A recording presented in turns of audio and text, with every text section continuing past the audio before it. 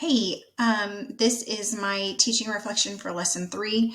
The first question was our lesson culturally relevant? And I believe that my lesson plan was culturally relevant because it was something that the kids could relate to. I chose to base my lesson of Dia de los Muertos off of the Disney movie Coco, which you can see during my hook and link. Many of the kids in that class had already seen, so it was something that they were familiar with.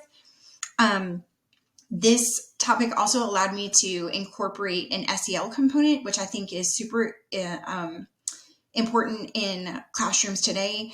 You know, we were able to talk about diversity and being inclusive and welcoming everyone, and to keep an open discussion about, it's okay to learn about something and not necessarily have to believe or celebrate it ourselves.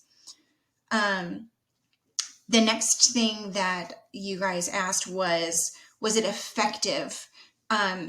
And the students were completely enthralled in the lesson. I talked for almost 20 minutes, which is a really long time as a whole. And they were very invested when we were on the carpet. The entire time they loved looking at the pictures. They were invested in the Coco clip that we saw. You can see on my contextual factors sheet that I had a feeling that Coco would be something they could relate to, and they really did.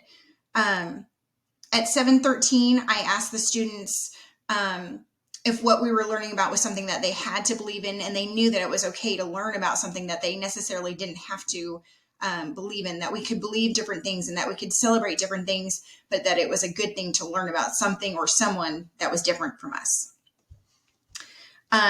Moving forward, how am I going to continue to make my lessons culturally relevant? I love including that SEL component in my lessons, and I plan to continue that in my future lessons.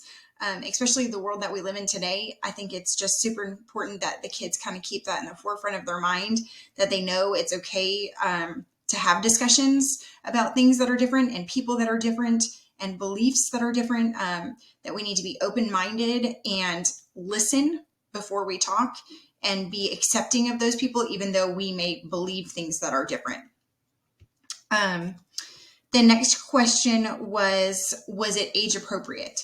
So when planning my lesson, I thought that it was age appropriate, but going back to watch my video, I feel like I kind of held my kids back too much, and I probably should have given them a little bit more freedom in the lesson today, like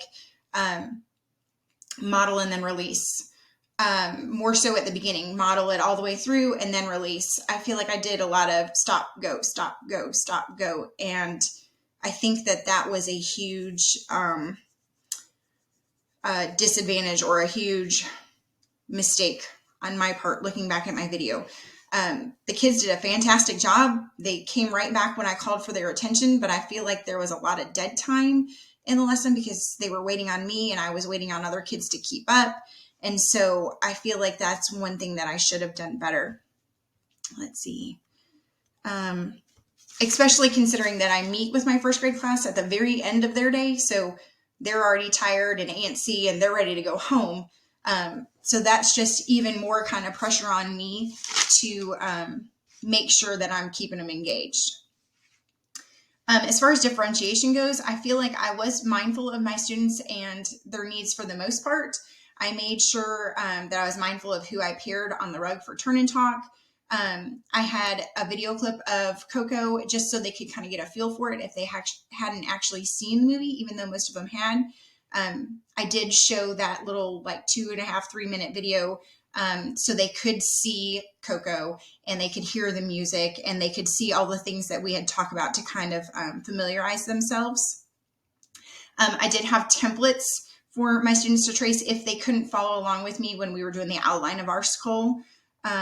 So that was another one. I also handed out the little ideal sheets and the examples basically of the sugar skulls for them to kind of model theirs after, even though they were allowed to go away and stray from that design and create their own details if they wanted to.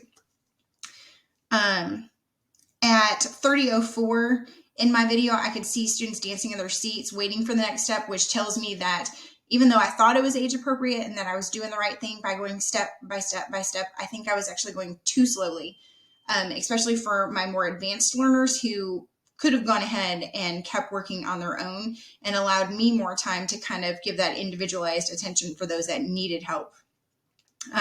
You also see in my video where one of my students got frustrated, and so I had to bring her down to the rug to kind of work near me. That way, if she did struggle, I could be right there to help her instead of her, kind of having a temper tantrum or shutting down. The last question is, was I happy or did I achieve my goal from the last lesson? So I am not satisfied, and I don't feel like I made good progress towards my goal this time. One area that I feel like I struggle with is being intentional in my questioning and incorporating that high level thinking questioning into my lessons. I feel like I put them in my lesson plans, but then when I get into it and I start teaching, I get kind of distracted with everything that's going on. And so at 17:10 in my video, you can see me looking back at my lesson plan, trying to orient myself with where I was on my questioning. By that point, though, I feel like I missed a lot of opportunities. And so I wasn't really sure how to go back and make up for that.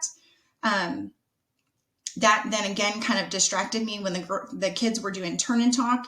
So instead of going all the way around the carpet like I had intended, I only went to a few. And when I did come back and try and ask them questions, I basically asked them, what did they learn? And instead of asking them what they learned, I should have asked them how they were going to use what they learned and apply that in their sugar skull. So that would have been a higher level rather than basic recall of what they learned. I think questioning is definitely something that I'm going to keep moving forward, and just make sure that I'm continuing to work on that.